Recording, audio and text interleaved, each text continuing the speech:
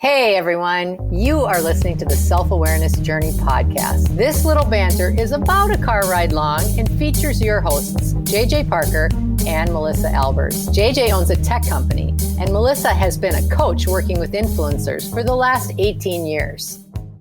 Well, Melissa, here we are at the end of 2020. Woohoo! We made it. Yay! It's like we should all get a t-shirt that said I survived 2020. Coming in hot to 2021. Like, compared to other years that we would have like reflected on like what happened. Right. They all seem like so boring. Child's play. To this. Yeah. It's child's play. Nothing like 2020. Those were all practice years for 2020. Yeah. But nobody told us that. It was just a big surprise. Well, it was pretty amazing. So for this episode, we're just going to reflect on the year a little bit, right? Yeah. And just so everyone knows, we normally record our podcast in the morning. Yeah. But this is a evening recording. Yeah, like I can see your computer screen bouncing off the window in back of you because it's pitch black out. So I hope nobody be a little different, right? I hope nobody has already checked out of our podcast because as soon as they heard, oh no, they're going to talk about 2020, I'm out. I'm out of here. Well, just so everyone knows that they're in very safe hands, I am drinking a cognac straight. Is that what that is? There's a lot of cognac in there. And No, that's just the angle of... No, yeah, you're right. Oh, There's I a see. lot. There's a lot in there. Yeah, it's just the angle of my big gulp. It's just, yeah. And I am sticking to something that is carb-friendly, ultra. How stupid and boring is that? A little lighter. Just a little. Well, I don't think we should well, there's a couple of interesting things about 2020, right? Yes, true. Obviously, it was a very dramatic year. I was wondering. A lot of reasons, right? You paused. There was a pregnant pause, and I thought, "Oh my God, what's he gonna say?" Like there was like 37 different words that popped in my head. Yes. Yeah. Dramatic. Traumatic. I mean, take your pick. Scary. Downright stressful. Interesting. Unique. Yeah. It's all those things. Yeah, it's all those things. Well, I mean, obviously we had a global pandemic which threw everything into a tizzy. Yes. We had high emotion, we had civil unrest, we had a lot of worry and confusion and a lot of financial chaos. concerns. There's a lot of financial concerns in the world. Yep. And then we just had some weird other, in the financial world, even some just like weird things like while the stock market took a gigantic dip, it then went on a crazy rally. Yeah, right? I know. Which is just a juxtaposition compared to like the health pandemic happening. I know. I know. How are people laid off, furloughed, losing their jobs while the economy is on this steady tear upward? And it just it's such it doesn't make sense bag, right? It's hard to you're right, it's hard to make any sense of it. I know it is. I wrote a blog. I can't remember what month of 2020 that was, but it was titled something like 2020, the year of 2020 is not the year of perfect vision, it's the year of seeing things perfectly. Well, that's interesting. Yeah, and I feel like that has been... Where can I find that blog? You should check the Self-Awareness Journey webpage. Tee that one right up for you. You are that good. Hey, we should maybe start doing podcasts at night all the time. We both have such a good sense of humor on tonight. Well, at least I think so. Maybe the listeners don't. So the idea that you have perfect vision. What did you say? It was profound. That you don't have, it's not 2020 vision, but that we see things perfectly as they are. Yeah. Just and at the time in the article, I actually was using examples that were available at that time, like pretty early in the year, because I remember talking about how we were people were starting to be having kids at home for school. So it was right at the beginning of all of that. And I was like, you know what? We are suddenly seeing how hard teachers have been working and what their jobs are really all about. And I mean, there's a fair number of us that always knew, but a lot of the times we've said, oh, teachers have it so easy, that school of thought, no pun intended. No parent with kids that are distance learning thinks that now. They sure don't, because we now have perfect vision of what it's really like. Yeah. And then some, some, right? For sure. Yeah. So it's kind of weird. Juxtapose is a great word, because there's been all sorts of really scary, unforeseeable things that have gone on, but there's also been some really beautiful things that have come out of it that are life altering for many of us. Yeah. Yeah. When I think about the year from because I'm a tech guy, right? Yes. Business guy. You are? What strikes me is the amount of innovation and technology adoption that has happened in an insanely short amount of time. Oh, yes. Right? It would, for things like video conferencing, for at work, the idea of working remotely, and the idea that if you're a salesperson, it used to be like, hey, I've got to fly all over the country and meet clients and everything. And well, all of a sudden, all this technology that was already there got adopted super fast. And everyone realized, oh, wait, this actually works really great. Yeah. I like being home more. I like not having a 2-hour daily commute to the office. And it accelerated an amazing amount of change in such a short amount of time. Well, and the number of people that normally are not very tech savvy or didn't think that they were all of a sudden able to use platforms with lightning speed, and also the platforms were available in lightning speed for huge masses. Like if you look at Zoom, for example, I had a client who was talking about his buddy that is one of the regional managers for Zoom here in Minneapolis, and his business increased in size by over 1,000% in 60 days. And it was massive, the number of people getting on that platform. Yeah, that's unreal. Isn't it? I maybe got out of sales just a little soon. Right. I maybe should have just hung in there. Just a little bit longer. Just a little bit. Well, the idea that 2020 forced us to change our norms, right? Look at our behaviors, look at our patterns, look at the way we went about our day to day. And it obviously forced us to stop. Yep. And then I think it allowed us to say, hey, maybe there is a better balance or a better way or a better situation for, work and family life. That's one of the things I think I really appreciated about the forced remote work thing. Our company was always very remote friendly. We called ourselves a remote first company already. So for us, it wasn't much of a leap, but to force everybody into it, including myself, we're a remote company. I still went to the office every day. Right. Exactly. Right? So I was kinda old habits die hard. Might have been a hypocrite in that way. I'm not sure. You just wanted the flexibility. You just wanted the flexibility to be remote if you wanted. If I wanted to be. If you wanted to be. But watching how quickly millions and millions of people adapted to a different way of day-to-day life, I thought was amazing. Oh, yeah. And you know what else I thought was also amazing as in the same topic is how at the very beginning, people were very nervous to do that. They didn't want to do it. They didn't want to go home. They felt very anxious about it. And then once they got home, they went through a lot of feelings trying to get used to it. It was hard. They were trying to understand, where should I put my office? When should I work? When do I stop working? Where do I put my, stuff so I don't have to think about it all the time? Okay, so they went through that period. And then a lot of people came around the backside of it and were like, I really like working from home.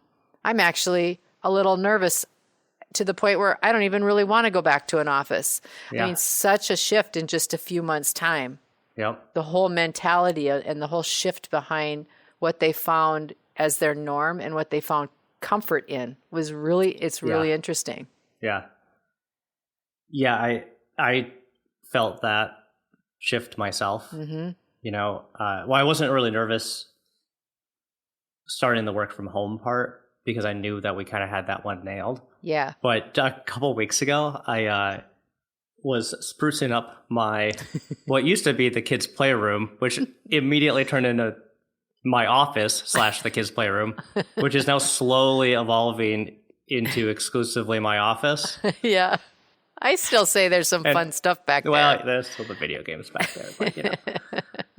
But I redid the floor. Yeah. Like I put new flooring down here because I wanted it to be like a little bit more adult instead of like the playroom carpet tiles we had. And when I did that, I go to my wife, Amber, I'm like, hey, Amber, like, you know, since like I'll probably just be working from home forever, like I might as well make it nice down there. And she goes, forever?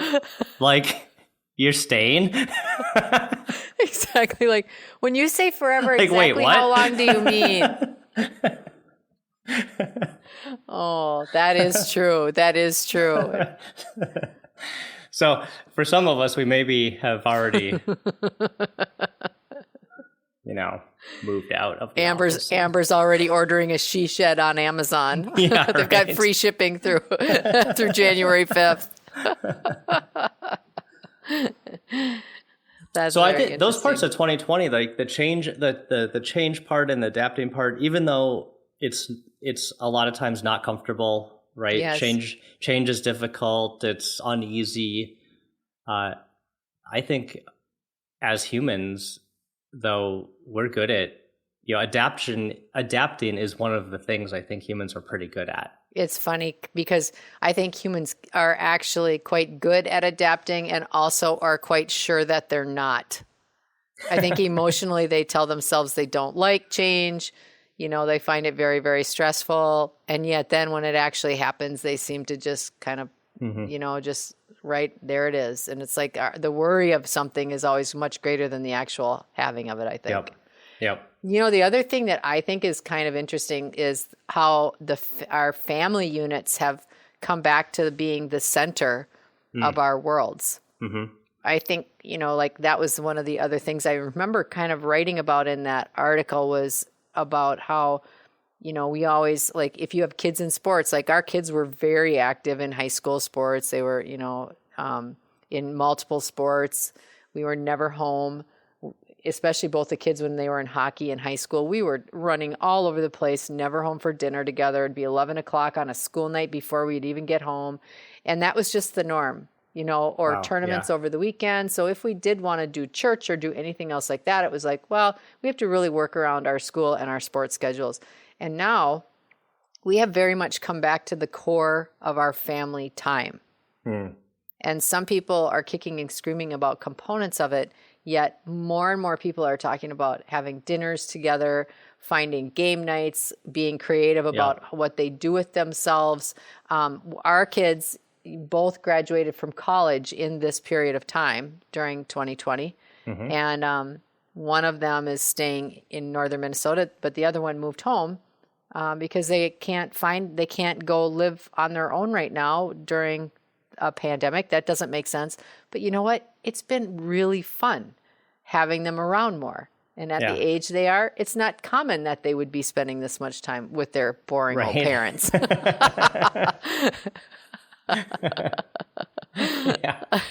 Forced time with living with the mom and dad for longer. The rents. We should get Megan on the podcast and just see what her opinion of that, what her side of the coin is on that one. Yeah, exactly right. Mitchell would be very kind and very patient and very passive about it. And Megan would just straight up be like, oh yeah, this is just, you know, help. But it is true. Our family has spent way more time together than we've ever spent in the past probably for good and bad too. Like sometimes it's really stressful and sometimes it's great. I know. And then I do miss habits, like the 2020 has taught me that I probably ate out a lot more than I realized that I did. Mm-hmm. And definitely. I have started cooking and doing a lot more stuff at home, and I actually kind of like it. Yeah, that's great. Sometimes I don't. Sometimes I hate it. I agree. Like from an entertainment perspective, yeah. What's really interesting is, like I've used this phrase, like sometimes we entertain ourselves to death. Like we're just trying, and there was, even though sometimes we were feeling during COVID, like we couldn't go to the theaters, we couldn't go do any of the things that were kind of like leisure entertainment activities. Yeah. But we filled that time with like different kinds of activities. It maybe made us, well, not me, but others realize like, hey, I don't have to maybe go to a basketball game in the stadium, every week, right? I think there's these kind of big entertainment things that people do that just went away. Yes. Right? Yeah, for sure. Theaters, sporting events, even vacations and trips, flying all over the place. Yep. Yeah, that was another weird thing. Like I traveled a lot. Same. Right? I traveled a lot for work. I traveled a lot for fun. Yeah, same. The week COVID broke, I was scheduled to be away 4 weeks in a row with one gap day. Oh, I forgot about that. Between 4 trips. Oh, yeah.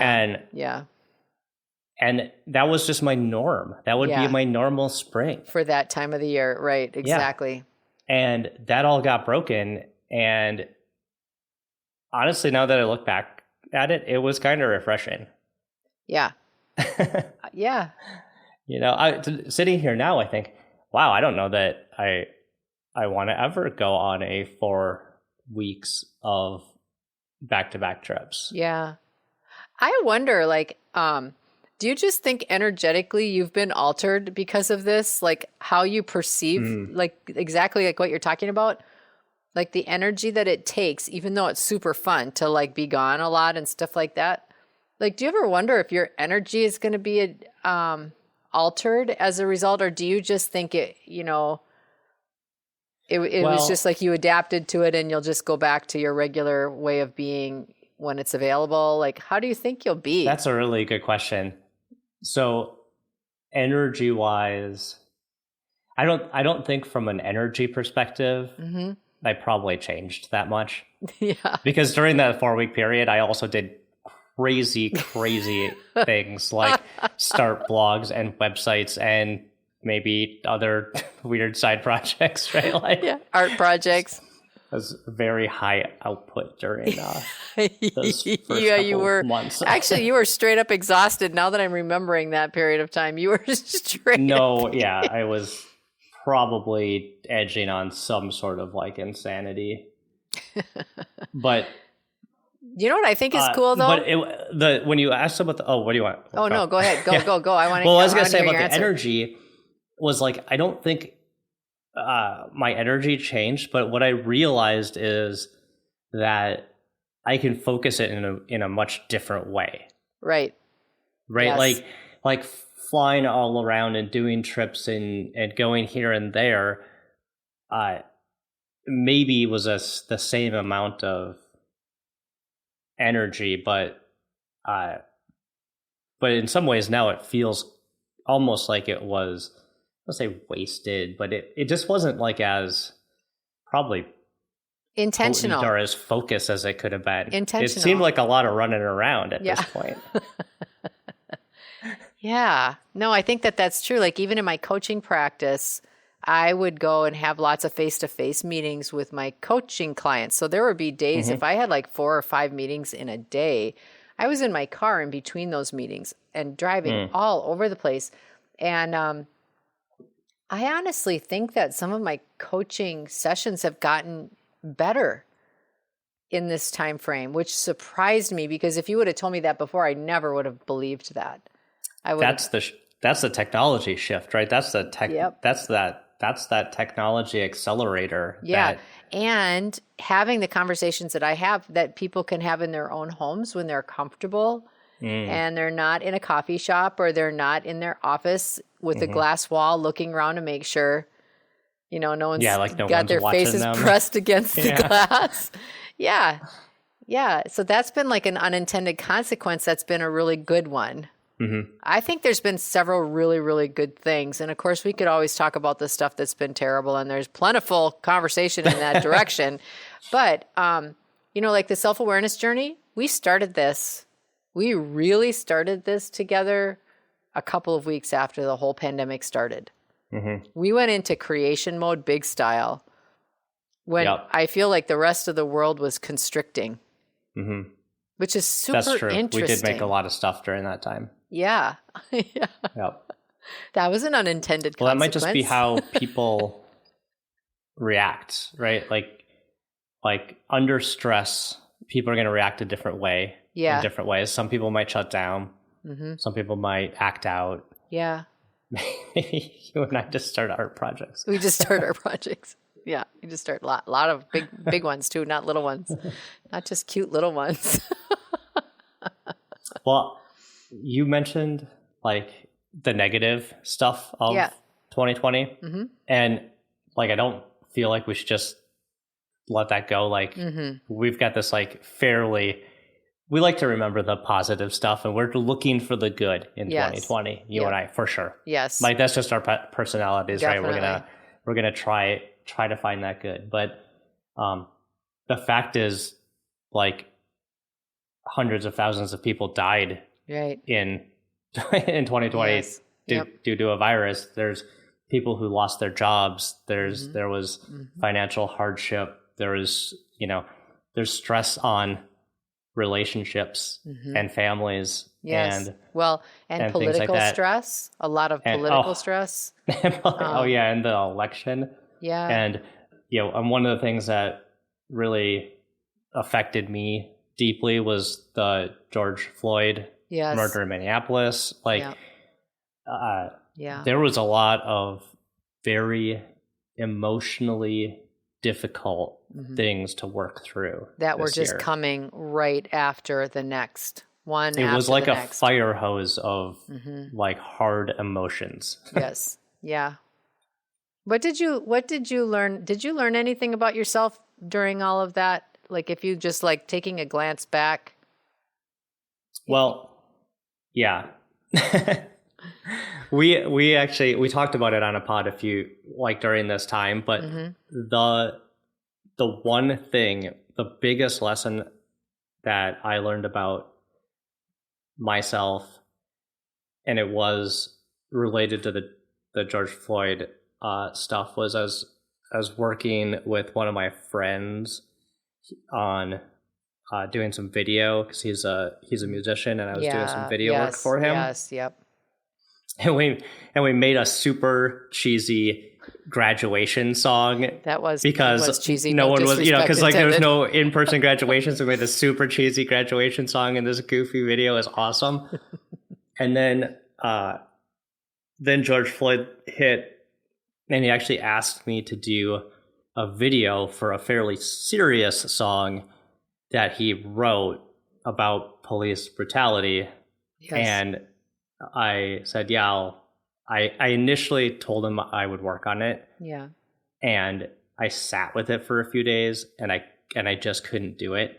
And what a younger me would have done would have just ignored all that emotion and plowed through that project and just delivered something. Yes. But what I learned is that I'm not going to do that. Yeah.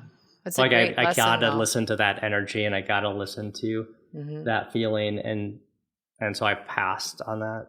Yeah. I worked on that project with him, and that, to me, that felt like a growth moment. That felt like a thing that said, okay, I don't have to do things. I'm not going to do things that I don't feel in sync with. Yeah. That's such a good takeaway. That was major. I think for me, what I learned and I was surprised about was how resilient I am.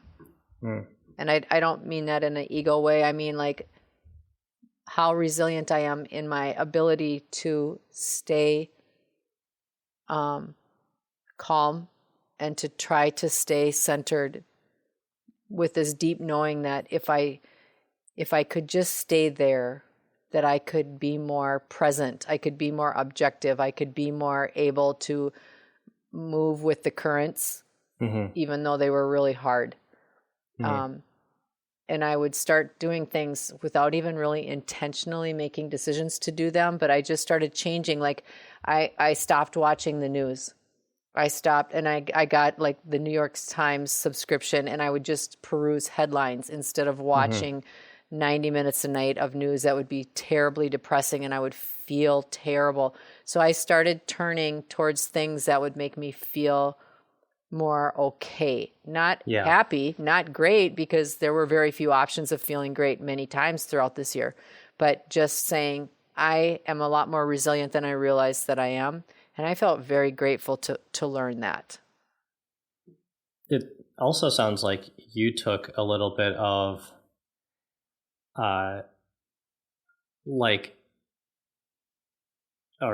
sounds like you took a little bit of control over like what inputs are feeding you, right? For sure I did. To make sure you're in control and you're being intentional about the kind of energy you want. To the point where if there were conversations that were not what I felt were helpful or would keep that objectivity or keep that sort of ballast, I exited out of them. I just would not go down the path of creating more fear or creating more anger or creating more judgment because other people around me were in that spin. I just didn't go. I just wouldn't go. And normally I would have always gone because I wanted to be liked. I wanted to be like a pizza. Everybody would like me. And I just realized that my own centeredness was the most important thing because it allowed me to be more helpful in everything for myself and for other people. And I just thought that was a great, and just thinking back, like I'm very grateful for that experience. Protecting your own energy. Yes. Right. I think we should do a podcast. Oh, never mind. We did. No, we did a podcast on that. That one was a good one. We should go re-listen to that one. We should listen to that again. But if 2020 gave us anything in the spirit of self-awareness, it gave us a whole bunch of opportunities to practice. Yes. And a lot of time at home where you can be quiet and really, really practice. Really practice noticing those triggers. With an entire batch of chocolate chip cookies. Well, I'm glad we made it. Me too. Cheers. Cheers to the close of the year. To the close of 2020. And yes. Looking forward to whatever 2021 brings. Maybe another gift that 2020 gave us was a little bit of like, who knows what's going to happen? Exactly. We'll just roll with it. Exactly. We're good right now. Yeah. Maybe in hindsight, we will realize that 2020 gave us a little bit more appreciation for the present moment. Yes, that's a great parting thought. If you've enjoyed this podcast, check us out on the web at theselfawarenessjourney.com. You can also find us on LinkedIn and Facebook.